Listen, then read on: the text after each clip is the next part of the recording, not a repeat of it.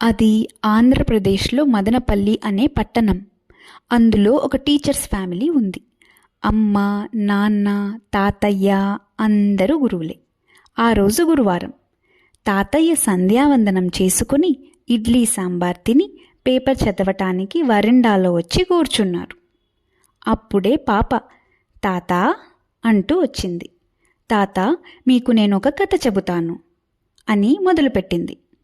ఒకప్పుడు రాము అనే బాబు ఉండేవాడు. తనకు నాన్న లేరు. అమ్మ పొలంలో పనిచేసి అతనిని చదివిస్తోంది. వాళ్ళ ఊర్లో స్కూల్ లేదు. పక్క ఊరికి వెళ్ళి చదువుకునేవాడు. వాళ్ళ ఊరికి పక్క ఊరికి మధ్యలో ఒక అడవి ఉంది. ఆ అబ్బాయి ప్రతిరోజు అడవిలోంచి నడిచి స్కూల్కి వెళ్ళేవాడు. అడవిలో వెళ్ళేటప్పుడు రాముకి చాలా భయంగా అనిపించేది. ఒకరోజు రాము అమ్మతో, అమ్మ, అడవిలో వెళుతుంటే భయంగా ఉంటోంది అని చెప్పాడు.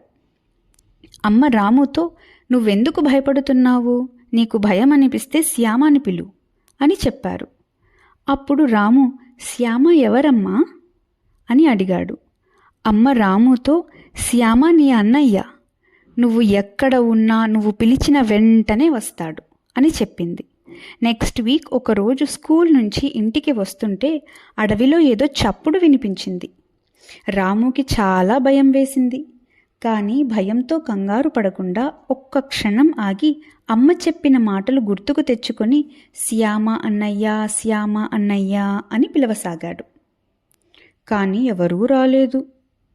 అయినా రాము అమ్మ మీద నమ్మకంతో గట్టిగా ఇలా పిలిచాడు, శ్యామ అన్నయ్య, నువ్వెక్కడ ఉన్నావు? నా దగ్గరకు రా, నాకు భయంగా ఉంది అన్నాడు.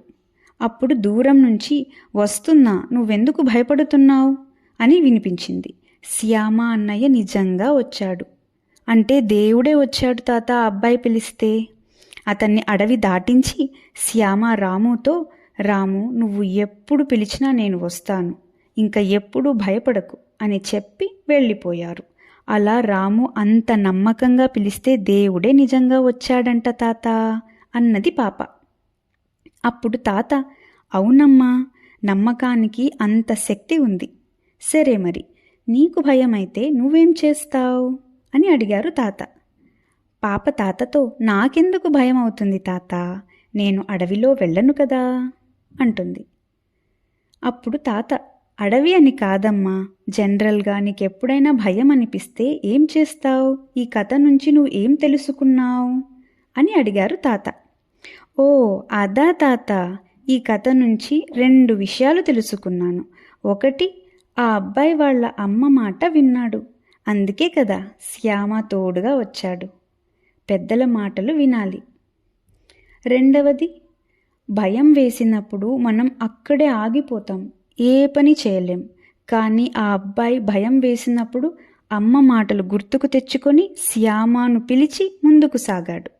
మనకు భయం కలిగినప్పుడు ఆ భయాన్ని పక్కన పెట్టి నమ్మకంతో మన పని మనం చేయాలి అని బదులిచ్చింది పాప.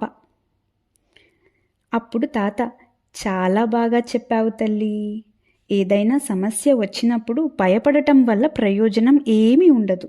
కాబట్టి భయాన్ని పక్కన పెట్టి ప్రశాంతంగా నీ పైన నువ్వు నమ్మకం పెట్టి నీ పని నువ్వు చెయ్యి. అప్పుడు ఏం చేయాలో ఎలా చేయాలో నీకే తెలుస్తుంది అని తాత చెబుతుండగా లోపల నుంచి నాన్న, పాపా, స్కూల్కి టైం అయింది, తాతకు కథలు తర్వాత చెప్పుకుందువు గాని రామ్మా అని పిలిచారు. అప్పుడు తాత పాపతో, కథ కంచికి మా పాప స్కూల్కి అన్నారు. టాటా చెబుతూ పాప స్కూల్కి వెళ్ళింది.